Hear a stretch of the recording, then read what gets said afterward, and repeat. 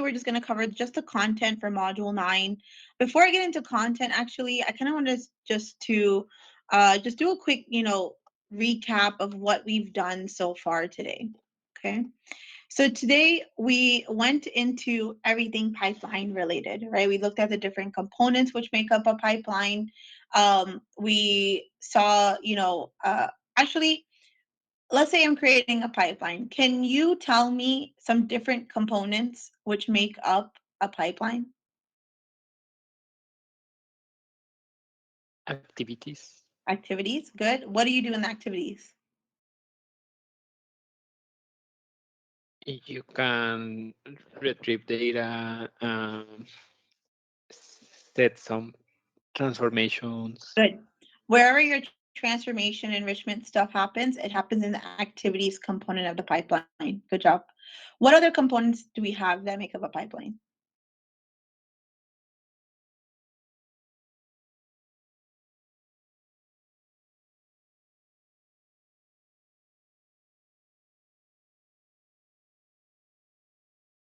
We can call some data flows. Good. Data flows, right? That's a part of the activities. Good. If we know about the data flow debug, right? If I turn on that data flow debug, a Spark cluster provision, but that mapping data flow debug area really just allows us to do some of those basic transformations to where we can tap into some different functions. IntelliSense is built into the data flow debug and allows us to do like those filterings, any altering rows, schema modifying. If we need to flatten some of our data, we can just do it via the data flow. Good job. Okay. So those are part of the activities component of the pipeline. What about where I establish my connection to pull my data set out of this place? What is that called? Link services. Link services. Good job. Link services is where we establish our connection, right? It could be my data lake. Can I have an Oracle server on-prem as my link service?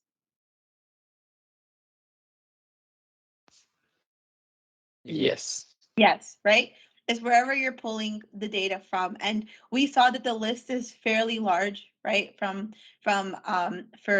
what sources are supported as a link service.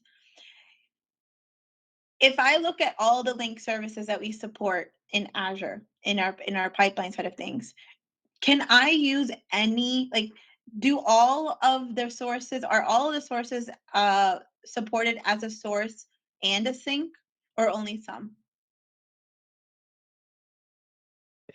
Only some. Only some, right? Mhm. So like I would say all of the resources that you have in Azure are supported as sources and sinks. But when we get to like, SAP HANA, if we look at some like DB2s, some of those are not supported as a sink, but of course they are supported as sources. We also started to look at integration runtimes, right? Let's say I have a SQL Server on-prem. I have a SQL Server 2016. I'm migrating over to Azure. I have some legacy applications, and I want to just take my SSIS package from on-prem, and I want to deploy it onto my pipeline. What integration runtime would I use?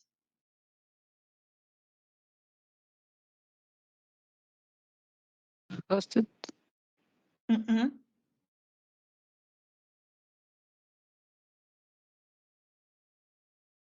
What's the question again? The question is, I have a SQL Server on-prem. I'm using SSIS on-prem. I'm moving over some of my legacy applications. So I want to take my current SSIS packages, my current SSIS workflows. I want to take my package and deploy it onto my pipeline. What integration runtime would I use? Self-hosted. Mm-mm. No? Nope. Azure integration then? Nope. The last one. What's the third one? It's the one that's in preview. It's something like SSIS, something like that. It's called Azure SSIS Integration Runtime. Now, good kind of call out, right? It's currently in preview.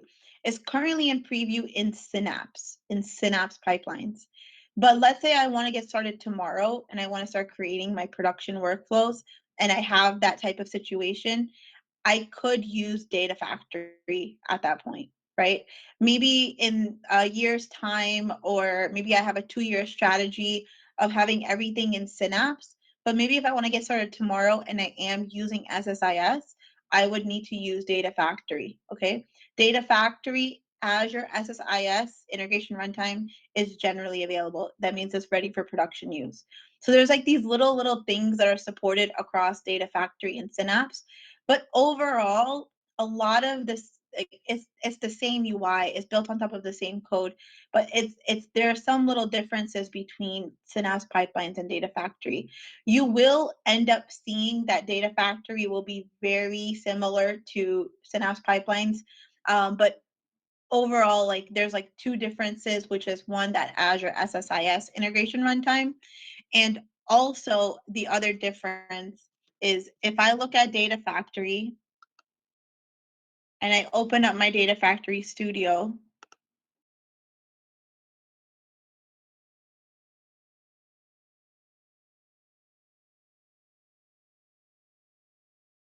let's go to author. Let's say I create a pipeline here. Okay, very it's very similar, right? It's the same UI. There's really no difference here, but the one difference first is Azure SSIS is currently in GA in Data Factory. The other difference is take a look at the activities, okay? Same activities across Synapse and Data Factory, but our Synapse stuff is not in Data Factory. So if I have a Synapse notebook and I'm building out my pipeline, it kind of makes sense for me to just stick with Synapse pipeline, so then I can bring out my Synapse notebook and everything is still within that same managed virtual network. I have that virtual network around my workspace. It's a little bit more, like locked down here. In Data Factory, we're not going to be able to call our Synapse notebook if it is an activity. Okay, so just a small little difference here. All right. What if I have a Teradata on-prem and I need to move data from my Teradata on-prem into my data lake in Azure? Which integration runtime do I use then?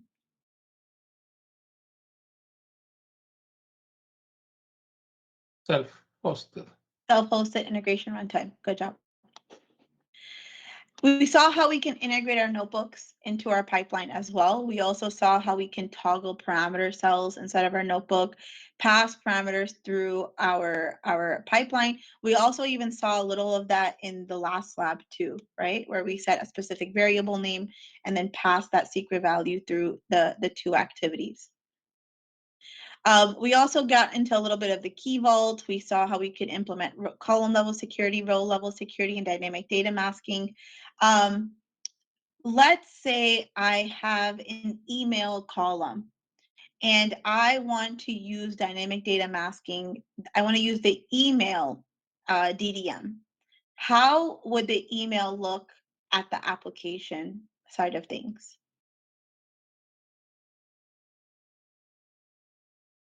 It will show the first character, Mhm. mask everything until the domain of the email. Good job. Okay. Everything in the middle is masked. Your .com, .org, etc. is exposed. Okay. So good job. So DDMs, I would say please make sure you go back and take a look at some of these dynamic data masking rules that are out of the box in the portal. We saw that. Let me go to my SQL databases. We saw a few, right? We saw like the default value, credit card value, email, random number range, and then of course our custom string. Okay, so kind of just be aware of what comes, if I was to just do the credit card value, know that if the first 12 are exposed, last 4 are first 12 are masked, last 4 are exposed, random number, and of course our custom string, and then of course the default value. Good job. Okay. Now, before I get into module 9, which is Synapse Link, any questions from anything we've covered today or in the last few days?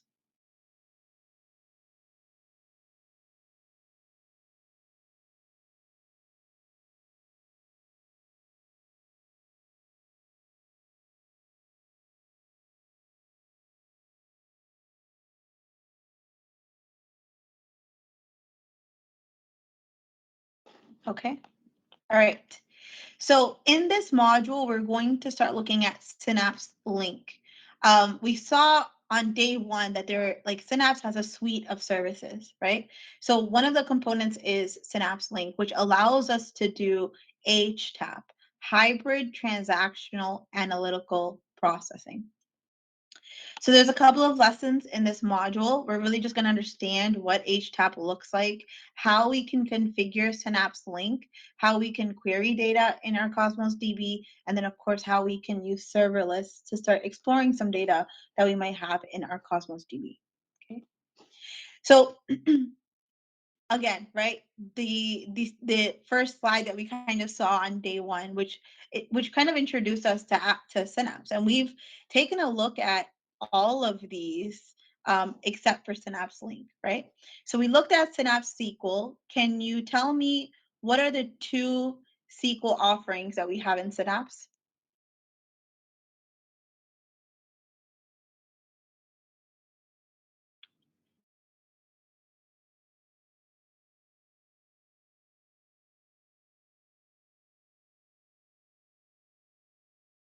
What are the two SQL offerings we have in Synapse?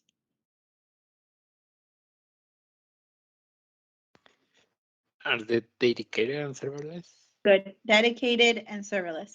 Serverless is there for those exploratory analysis, ad hoc querying. We saw how we can create some metadata objects in serverless as well. We get that serverless endpoint whenever we create our workspace. Then we also saw, hey, how can we create a dedicated SQL pool? We created ours at 100 DWUs, but it is dedicated compute, right? It's our full-fledged data warehouse to where we can scale it out to 30,000 DWUs. We also started getting to Synapse pipelines today, right? Where this is really where you start doing your ETLs, ELT. That's really that workflow here. Synapse Studio is what we've been working in for the past few days, right?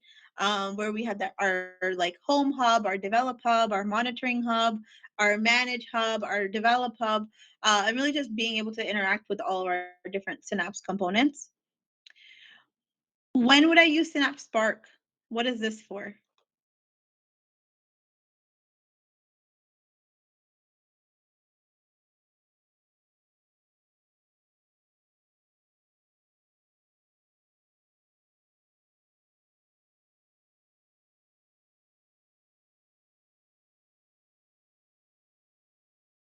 When would I use Synapse Spark?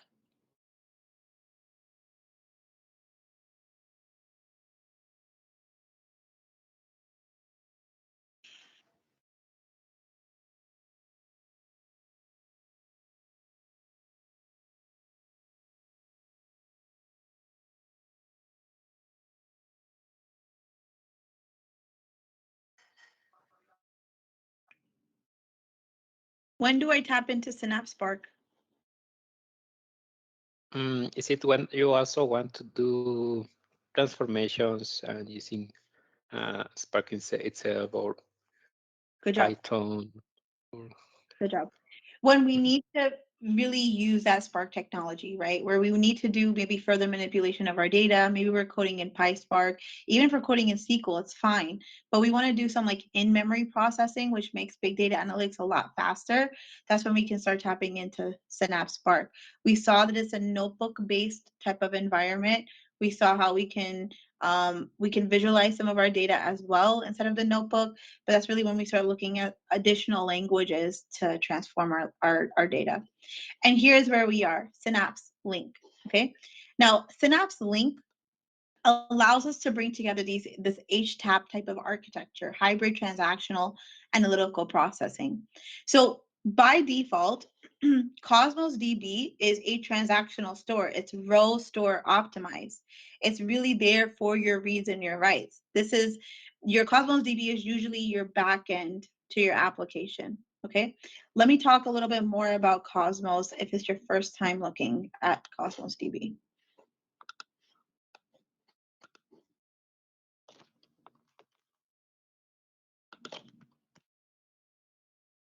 Okay. So Cosmos DB is a multi-model, globally distributed database as a service. Multi-model, meaning there's many different APIs that Cosmos supports.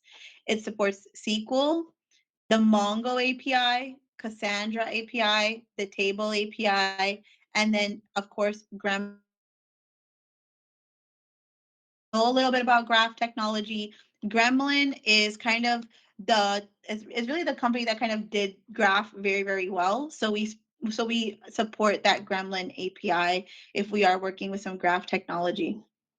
So multi-model and it's globally distributed database as a service. There are specific use cases of why you would use Cosmos. Okay, so here I can go to replicate my data globally. You see right now that I currently have my Cosmos DB in the East region. Why can't I show you this whole thing? Okay, so right now I have my East region as my primary region, but of course, like let's say I have a lot of my users I see them in Europe, I see a lot of my other users are in Australia, so then I can distribute my data, I can distribute my database globally depending on where my users are, so I can kind of minimize on any type of latency for my end users, okay? So multi-model globally distributed database as a service. And there's really specific use cases for Cosmos DB, all right? If you think about like an application that is servicing you have users around the world, that's a great candidate kind of application for Cosmos DB backend. Now, I've seen... Varsha, a quick question on the Cosmos DB. Is this relational? Is it relational? So here we can see that regardless of whatever API you use, your Cosmos DB will save your data in like containers or collections depending on like what API you use. And inside of your collection or your containers, your data is saved as a JSON format. So it's semi-structured. Oh, okay, gotcha, yeah. Okay. It's a document DB NoSQL database. Okay, now I got it. Yeah, it's not relational. Okay, thank you. No problem. So I said, it's really good for low latency. It's really good when you have many different writes to your applications from many different regions, and you want to make sure that your data stays consistent across the world, basically, okay? That's where Cosmos really comes into play. Now, depending on your consistency level, there is a trade-off on the consistency of your data, and there's also a trade-off on latency, depending on what your consistency looks like. So session is the default consistency. From what I have seen, many people will start off with session. Session is actually pretty good for many, many cases. There are like some outliers where you might need to have like fairly low latency for your end users and you're okay with consistency, okay? So session is your default. So you'll see like whenever there's a write to my East Coast, my West Central gets that right fairly quickly, but North Central takes a little bit of time for that database, that region to get the data. Okay. Strong is so it keeps the data copy in each region. Mm-hmm. Okay. That's when it goes into the consistency of your data, right? So if there's a piece of data that's written to my East Coast region, I want to make sure that regardless of the people, if they're tapping into my Australia location and they're reading from the Australia database, they're getting the latest kind of consistent data. So it gets replicated around the world, depending on wherever you've set up your other databases. Right. Okay. Now, again, like it goes back to consistency, right? If you want to make sure your data is fairly consistent, then there's going to be a trade-off on latency. So session, we saw that, hey, you know what, these are perfectly fine, but there's a little bit of a maybe a few milliseconds of latency when it comes to like writing this data set to North Central or other regions. But what if I want to make sure that whenever there's a write, wherever my other copies of my database is, I want to make sure that my data is consistent, and I am okay with trading off on a little bit of latency. Now, when I say trade-off on latency, we're talking about like 50 milliseconds, if anything, okay? But let's say, you know, when we think about like the Olympics or we think about the World Cup, right? Wherever anybody is in the world, if they log onto a website and they see that you want to make sure that they get the latest score of whatever's happening in real time, right? So if I write some new data to my application, wherever the person is, they're getting the most consistent data. Eventual means it's going to be eventually consistent, but I want to make sure that I'm getting the lowest latency possible for my end user. So think of like a social media app. When you open up the application, you want to make sure that those pictures are loading fairly quickly, regardless of wherever anyone is. You want to make sure that there's fairly low latency on your application. Now, in terms of the comments, you're okay with whenever the comment comes in, it can come in. Like we're not like too crazy about, hey, whenever there's a comment that comes in, it has to be listed underneath the picture. So we're okay with trading off a little bit on consistency, but I want to make sure I'm getting like 5 milliseconds of latency to my end user. Okay, so there's 5 different consistencies for Cosmos DB. Most people will start off with session. You'll do some monitoring. You'll see like, hey, does this work out for us? Majority of the time, session is perfectly fine. And then you start moving either towards eventually consistent or hey, I want my data to be strongly consistent. So I've seen Cosmos kind of used in many different formats. Like I've seen Cosmos used as a backend to a, you know, globally distributed application. I've seen Cosmos used as like a storage for streaming data, because it's really good when it comes to like telemetry data. Telemetry data is usually in a JSON format. So it makes sense to kind of use Cosmos as the storage, especially if you have like a Power BI front end. You want to make sure you're getting some fast response between Power BI and your backend, which is Cosmos. I've also seen Cosmos used on the AI side of things, where, you know, whenever we go into an application and maybe there's a chat bot, right? And we're saying, hey, you know what, maybe I can talk to the chat bot instead of having to call someone. So when we open up a chat bot, right? I mean, I've done this plenty of times before too, but let's say if you open up a chat bot and it takes a little bit of time for the bot to respond back to you, you're already like, hey, you know what, I'm done with this bot. Let me just go find the phone. Could have a chatbot on a web application, but I want to make sure that there's low latency for my bot to respond back to the end user. So behind the bot, we have a Cosmos DB backend to provide that bot with a little bit better power, low latency, making sure that the bot is responding back to the end user. And also when it comes to AI and bot itself, like sometimes you want to just kind of keep, you know, what your end users are saying in like kind of a JSON format, because it's easier to work with and it's easier to read.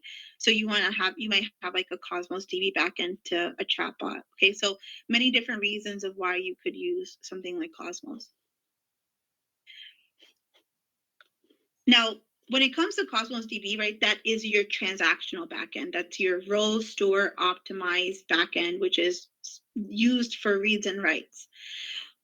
But when we think about running some near real-time analysis, whenever it comes to any type of analytics, it's a lot faster whenever we're working with some type of column store optimized data, right? Even if we look at like dedicated SQL pools, that's columnar data, like that's column store optimized. So if we're even tapping into Spark, it's a lot faster if we're working with data that is column store optimized. So when we enable something like Synapse Link, we basically link your Cosmos DB account with the container, and that's now connected to your Synapse environment. What I would do in my Cosmos DB container is I would then create a new container, which is column store optimized, which is my analytical store. So let me show you how we could do that. So here's my Cosmos DB. if I go to the features tab of Cosmos DB, I have to turn on Synapse Link. This is a feature. So you'll click on Synapse Link and you will turn on Synapse Link. That's all you have to do, okay, to turn on Synapse Link.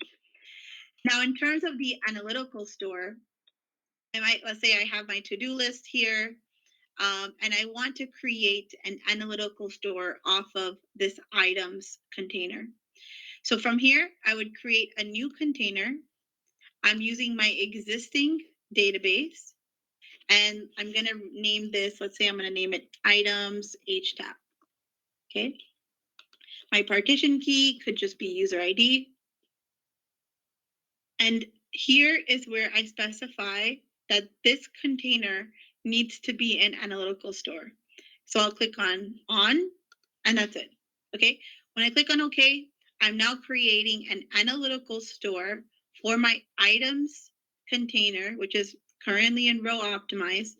And I'm going to turn on my analytical store. I'm going to create a new container, which is now going to be column store optimized. Okay. That's all you have to do. Now, it takes about 24 hours for the auto sync to fire up and start syncing up your data from the transactional store over to the analytical store. Then moving forward, I've seen a latency. I think the highest latency I've seen in terms of auto syncing, whenever there's a new piece of data that's written to the transactional store, the highest amount of latency I've seen was about 2 minutes for the data to sync up. It's fairly fast. It's fairly real time. Okay. It also depends on like the size of your data, how much data you're using, but usually it's like within those 2 minutes that it syncs up, right? And then from here, we have our analytical store. And now I can go ahead and tap into anything that I have in Synapse, right? So if I, even if I'm pulling data from my analytical store, maybe I'm loading some data into my dedicated SQL pool, or maybe I'm transforming my data in my Synapse Spark notebooks, I'm able to utilize Synapse on this data that is column store optimized. So this really helps with any type of like near real time analysis. If you're trying to do some type of like near real time Power BI report after you've transformed the data, that's really where Synapse Link comes into place for Cosmos. I always get the question of, is Synapse Link only supported with Cosmos DB? Synapse Link for Cosmos is generally available, meaning, hey, this is ready for production use. You will see that we are going to also support Azure SQL Database as a service coming in Q2. Okay, so probably by mid-year, you'll see that announcement to where Synapse Link will also support Azure SQL Database as a service. If I'm not mistaken, SQL Server 2022 will also support Synapse Link. So if, maybe you have like some on-prem servers and you're starting to upgrade to 2022, just be aware that Synapse Link will also be supported there.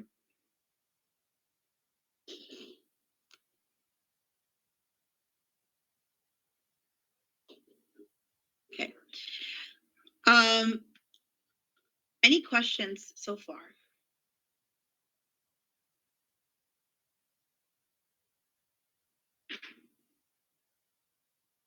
Okay, I want to turn on Synapse Link. Where do I go to turn on Synapse Link?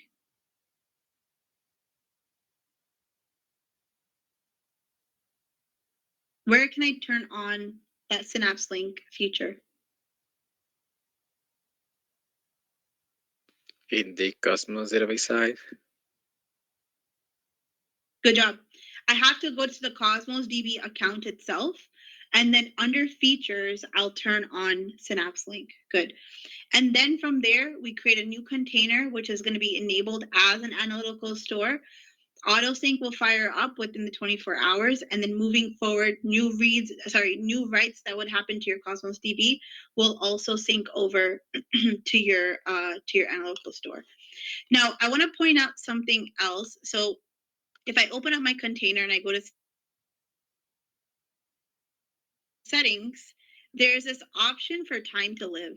Okay, the time